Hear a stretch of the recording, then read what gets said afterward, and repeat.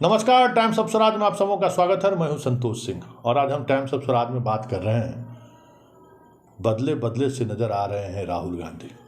जी हाँ, राहुल गांधी ने जिस अंदाज में मोदी को चुनौती दी है, वो भी जब पूरे देश ने उसको पप्पू कहकर नकार दिया था, जिस तरीके से बीजेपी की आईटी सेल संघ के लोगों ने राहुल के एक इमेज को बिल्डअप किया पिछले 4-5 वर्षों के दौरान कि राहुल तो पप्पू है, राहुल में कुछ नहीं है, राहुल तो नकारा है।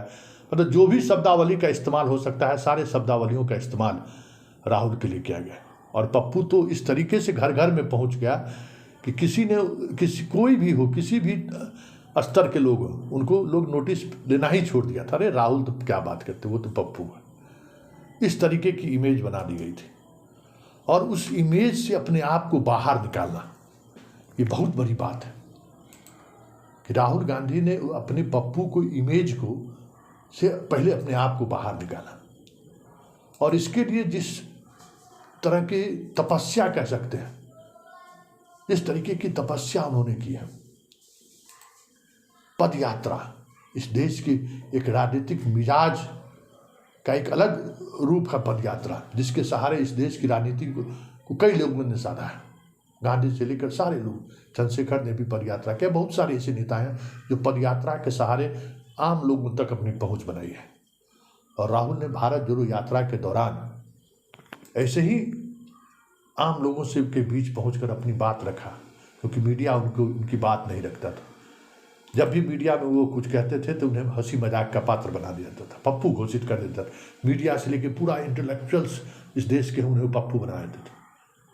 उसने एक अलग रास्ता चुना, सीधे जनता के बीच पहुंचा और जनता के बीच पहुंचकर जो संवाद उन्होंने स्थापित किया, और जो अब कर्नाटक का रिजल्ट है, वो रिजल्ट बता रहा है कि सबसे ज़्यादा वो 21 दिनों तक कर्नाटक में वो रहे।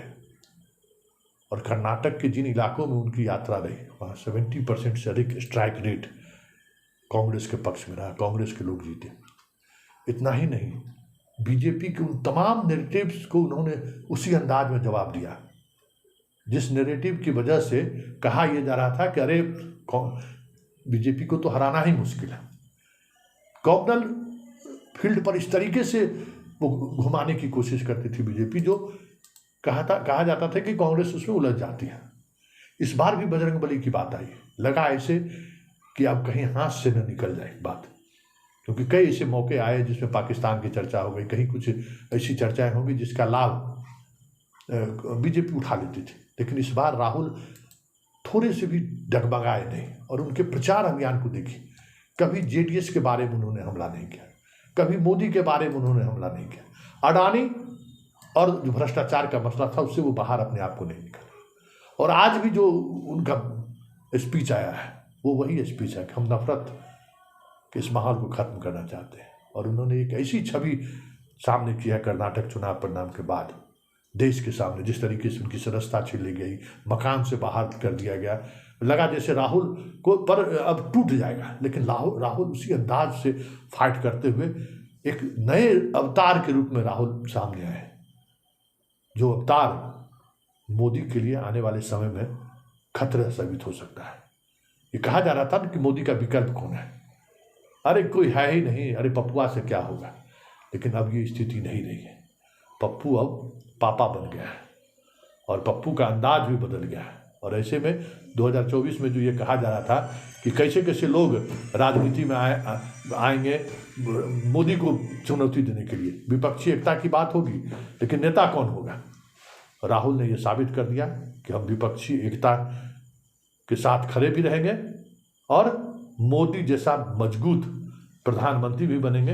ये छवि उन्होंने इस भारत यात्रा के बाद कर्नाटक के रिजल्ट के सहारे उन्होंने साबित कर दिया है कि यह देश अब सिर्फ मोदी के नाम पर ही नहीं, अब राहुल के नाम पर भी यह देश आगे बढ़ सकता है और राहुल नेतृत्व दे सकता है। ये राहुल ने साबित किया, जो बड़ी बात है कि लीडरशिप को लेकर जो एक वैक्यूम दिखाने की कोशिश होती थी, राहुल ने उस वैक्यूम को खत्म किया है। और इसका असर 2024 के लोकसभा क्षेत्र में दिखेगा, ये साफ अब दिखने लगा है।